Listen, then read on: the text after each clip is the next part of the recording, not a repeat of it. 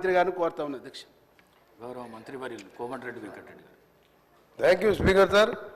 ముందుగా గౌరవ మంత్రివర్యులు ఉత్తమ్ కుమార్ రెడ్డి గారు ధన్యవాదాలు తెలియజేసుకుంటూ అధ్యక్ష, ఈ పిల్లాయిపల్లి ధర్మారెడ్డి కాలువ మా సొంత మండలంతో పాటు భువనగిరి నగరికల్ కాన్ఫరెన్స్లో 2004లో ఆనాడు కాంగ్రెస్ ప్రభుత్వంలో 1,60,00,000 చిన్నగా స్టార్ట్ చేసుకున్నాం. ఆ తర్వాత 26 కోట్లు ఒకసారి నేను మినిస్టర్గా ఉన్నప్పుడు అప్పుడు 2009లో శాంక్షన్ చేయడం జరిగింది. దాని తర్వాత ఆ వర్క్ టెండర్ పిలిచి గత ప్రభుత్వంలో దాని పనులు ఎక్కడికక్కడ నిలిచిపోయిన అధ్యక్ష. నేను అదే మంత్రిగా వారిని కృతజ్ఞత తెలియజేసుకుంటూ నేను ఒకటే కోరుతున్నా, ఇది హైదరాబాద్కి వెళ్ళి వచ్చే డ్రైనేజ్ వేస్ట్ వాటర్ అయినా మా ప్రజలకు వేరే ఆల్టర్నేట్ లేదు. ఇరిగేషన్ వ్యవసాయం చేసుకోవాలంటే కొండపోచమ్మకి వెళ్ళి బస్వాపూర్కి వెళ్ళి అక్కడికి వెళ్ళి చిట్యాల వరకు అలైన్మెంట్ ఫిక్స్ చేసిండ్రు. ఇటు గుండ్రాంపల్లికి వెళ్ళి చౌటుప్పలు దాని ఇది కొండపోచమ్మకి ఆగిపోయింది, బస్వాపూర్ నింపలే. అది వస్తే మాకు గోదావరి నీళ్ళు వచ్చాయి అని మా పరిస్థితి ఏంటంటే ఈ మూసి డ్రైనేజ్ నీళ్ళతోనే వ్యవసాయం చేసుకొని పండిన పంటలు తినే పరిస్థితి లేదు, బయట అమ్ముకొని మళ్ళా వేరే మార్కెట్లో కొనుక్కొచ్చుకొని తినే పరిస్థితి మా మూసి పరిస్థితి. ఆ మూసి నీళ్ళ కోసమే ఇంత పోరాటం చేసాం. కానీ ఈరోజు గౌరవ ముఖ్యమంత్రి గారు మూసి దాన్ని ట్రీట్మెంట్ చేసి దాన్ని చేస్తున్నారు, అదొక సంతోషకరమైన వార్త. మా దగ్గర భూగర్భ జలాలు ఎక్కడ బోర్ వేసినా 1000 ఫీట్లు వేయాలి, వేస్తే ఎల్లో కలర్ వాటర్ వస్తుంది అధ్యక్ష. అందుకని మీ ద్వారా గౌరవ మంత్రి గారికి, గౌరవ ముఖ్యమంత్రి గారు కూడా ఇప్పటికే బ్రాహ్మణ వెల్లంలో కానీ ఎస్ఎల్బిసి సొరంగ మార్గం 70% కాంగ్రెస్ ప్రభుత్వంలో పూర్తి చేస్తే సరే, ఏందో మా దురదృష్టమో మా కర్మనో ఏందో లేదు, మేము ఆ ప్రాంతంలో పుట్టిన కింద ఫ్లోరైడు పైన మూసి నీళ్ళు పూర్తి చేస్తారని ఎన్నోసార్లు బతిలాడి కాళ్ళ వేళ పడ్డా కనికరం లేదు, మానవత్వం లేదు. సొరంగాన్ని పండబెట్టిను బ్రాహ్మణ వెల్లంలో ఈ 11 నెలలనే మీ మంత్రి గారు, డిప్యూటీ సీఎం గారు వచ్చి నీళ్లు వదిలిపెట్టాను. 2 days బ్యాకే 37 crores ల్యాండ్ ఎక్విజిషన్ కూడా రిలీజ్ చేసిండ్రు. నెక్స్ట్ వీక్ మళ్ళీ ఒక 35 కోట్లు ఇచ్చి లెఫ్ట్ కెనాల్, ఆ తర్వాత రైట్ కెనాల్ కూడా పూర్తి చేస్తామని మంత్రులందరూ కూడా హామీ ఇచ్చిన అధ్యక్ష.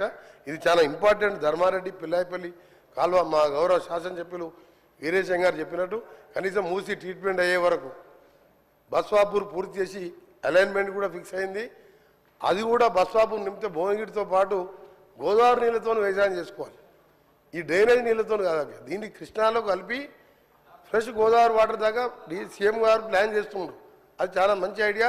మా నల్గొండ ప్రజలల్లో ఇక మేము బతుకుతాంరా 60-70 ఏళ్ళని ఆశ వచ్చింది. 10 ఏళ్ళల్లో 7 లక్షల కోట్లు తెచ్చి నల్గొండ జిల్లాని 70% పూర్తయిన ప్రాజెక్ట్ అని పక్కన పెట్టిను. అందుకని ప్రజలు కూడా మన ఎన్నికల్లో సరిపోయిన బుద్ధి చెప్పి ఎక్కడ డిఫెక్ట్ రాలే, ఒక్క దగ్గర 2-3 వేలతోని ఏకలింగం గెలిచిండు తప్ప. అందుకని మాకు అందరూ 60-70 వేలతో గెలిచినాం. 60-70 వేలతో గెలిచినాం అధ్యక్ష, 60-70 వేలతో గెలిచినాం. ఎందుకు గెలిచినాం అంటే సార్ కరెక్ట్ వాస్తవాలు చెప్పాలి సార్. 60-70 వేలతో ప్రతి ఎమ్మెల్యే నామినేషన్ వేస్తే 60-70 వేలతో గెలిచినాం. నల్గొండ పార్లమెంట్ సభ్యుడు భారతదేశంలో సౌత్ ఇండియాలో 5,75,000 ఓట్లతో గెలిచిందంటే మా ప్రజలు గత ప్రభుత్వం మీద ఎంత కసిగా ఉన్నారో అది ఎగ్జాంపుల్ సార్ దగ్గర. అందుకనే మీ ద్వారా మా మంత్రి గారిని, ఫైనాన్స్ మినిస్టర్ గారిని, గౌరవ ముఖ్యమంత్రి గారిని గ్రీన్ ఛానల్లో నల్గొండ జిల్లా అంటే ప్రపంచ పటంలో ఫ్లోరైడ్ నీళ్లు మూసీ నీళ్లతో దుర్భర పరిస్థితుల్లో బతుకుతున్న జిల్లా. మీ ద్వారా వీళ్ళందరికీ రిక్వెస్ట్ చేస్తున్నా, మా మంత్రులందరూ కూడా సహకరించండి. 40 లక్షల మంది మా ప్రజల జీవితాలను కాపాడాలని పిల్లాయిపల్లి ధర్మారెడ్డితో పాటు గోదావరి నీళ్లు గంధమల్ల ప్రాజెక్టు పైన మల్లన్న సాగర్ నిండా కడుపు నిండా 50 TMC నీళ్లు దాచిపెట్టుకున్న అధ్యక్ష. 20,000 పెట్టి రిజర్వాయర్ కట్టిను. ఒక్క స్లూస్ పెడితే గంధమల్ల కడితే అధ్యక్ష, నేను రైతుల గురించి మాట్లాడుతున్నా. గంధమల్ల రిజర్వాయర్కి ఇట్లా గంధమల్ల రిజర్వాయర్ ఒక 3 నెలల పని అధ్యక్ష. టెండర్లు పిలిచిండు గంధమల్ల రిజర్వాయర్ టెండర్లు పిలిచి టెండర్లు క్యాన్సిల్ చేసిండు. సింగూరుకు 4,000 కోట్లు పైకి తీసుకుపోతాంటారు. మేమేం పాపం చేసినాం నల్గొండ జిల్లా వాళ్ళం?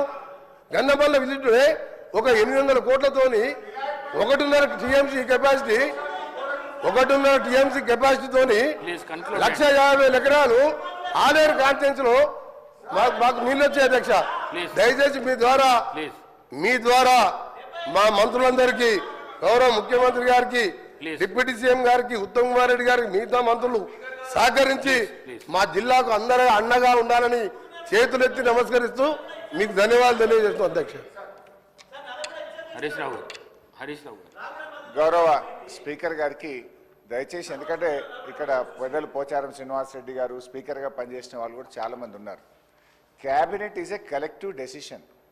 నేను చాలా సంవత్సరాల నుంచి సభలో ఉన్న తప్ప మంత్రి లేచి ఇంకొక మంత్రిని ప్రశ్నలు అడిగేటువంటి సంస్కృతి ఉండదు. బికాజ్ క్యాబినెట్ అనేది ఒక కలెక్టివ్ డెసిషన్. మంత్రి అనేది ఒక పోర్ట్ఫోలియో చూసినా అన్ని శాఖలకు సమానమైనటువంటి బాధ్యతను మంత్రి కలిగి ఉంటాడు. ఇవాళ మీరు కూడా దయచేసి నేను మీతో కోరేది ఏంటంటే, మీరు కూడా ఇట్లా ఒక మంత్రి లేచి ఇంకో మంత్రిని ప్రశ్నలు అడగడానికి అవకాశం ఇస్తే అసలు ప్రశ్నోత్తరాల సమయం యొక్క దాని మీనింగే మారిపోతుంది అధ్యక్ష. దయచేసి లేని సంస్కృతిని తీసుకురావద్దు. మంత్రి అనే వాళ్ళు క్యాబినెట్లో మాట్లాడుకోవచ్చు. Government is a collective decision. ఇట్లా మినిస్టర్లు లేచి అడిగే సంస్కృతి ఉండదు. నంబర్ 1. నంబర్ 2, గతంలో కూడా కోమటిరెడ్డి వెంకటరెడ్డి గారు అప్పుడు కూడా మంత్రిగా ఉన్నారు వారు. మరి వారి హయాంలోనే ఈ మూసి ఈ రకంగా జరిగింది. మీరు మంత్రిగా ఉన్నప్పుడు సరిగా చేసి ఉంటే ఈ పరిస్థితి ఎందుకు? కోమటిరెడ్డి వెంకటరెడ్డి నేను హరీష్ రావు గారికి చెప్తున్నా, 21 సంవత్సరాల అనుభవం ఉన్న హరీష్ రావు గారిని అడుగుతున్నా, మీకు ఎల్పీ లీడర్ లేడు, నువ్వు డిప్యూటీ లీడర్వా, శాసనసభ్యునివా? క్వశ్చన్ అవర్లో నిన్న కూడా నువ్వు బైక్ తీసుకున్నావు, మా స్పీకర్ మంచోళ్ళు కాబట్టి నీకు బైక్ ఇచ్చాను. నీ ఏ హోదాలు అడుగుతున్నావు? నువ్వు ఏ హోదాలో నువ్వు మాట్లాడుతున్నావు? నువ్వు ఏ హోదాలో గౌరవ సార్ ఒక నిమిషం సార్, చాలా ఇంపార్టెంట్ ఇది ఫర్ ఎవర్. తెలంగాణ ప్రజలకు తెలవాలి సార్. తెలంగాణ ప్రజలకు తెలవాలి. తెలంగాణ ప్రజలకు ప్రతిపక్ష నాయకుడు సంవత్సర కాలంగా సభకు రాకపోవడం ఈ సభనే కాదు, తెలంగాణ ప్రజలని అవమానపరిచినట్టుగా ప్రజలందరూ అనుకుంటారు అధ్యక్ష. ఈయన డిప్యూటీ లీడరా సార్? ఈయన కార్యవర్గం ఏర్పాటు చేసినా ప్రతిసారి ఈయనకి ఎందుకు ఇస్తున్నాము అంటే మిమ్మల్ని అంటలేడు, ఆయన అడిగే హక్కు లేదు, ఆయన మామూలు ఎమ్మెల్యే మాత్రమే. అందుకనే గౌరవ చెప్తున్నా, నా బాధతోని నల్గొండ ప్రజల కడుపులో ఆవేదన, ఫ్లోరైడ్ మూసి నీళ్లు చచ్చిపోతున్నారు సార్. ప్రజలు పేదవాళ్ళు, డబ్బున్న వాళ్ళు హైదరాబాద్కి వచ్చిండ్రు, డబ్బు లేని దళితులు, గిరిజనులు నల్గొండలు చచ్చిపోతున్నారు. అంత కనికరం లేదు సార్ వీళ్ళకు. ఎస్ఎల్బిసి సొరంగం 70% పూర్తి చేశాం. ఇరిగేషన్ మినిస్టర్గా ఉండి ఒక్కసారి సొరంగం రాలే. ఆయన నల్లగొండ గురించి కానీ నా గురించి మరి మాట్లాడే హక్కు లేదు అధ్యక్ష. ఆయన ఒక గౌరవ శాసనం చెప్పుడు మాత్రమే, డిప్యూటీ లీడర్ కాదు, సిఎల్పి సెక్రటరీ కాదు, లీడర్ లేడు వాళ్లకు. వాళ్ళ సార్ మాట్లాడేది.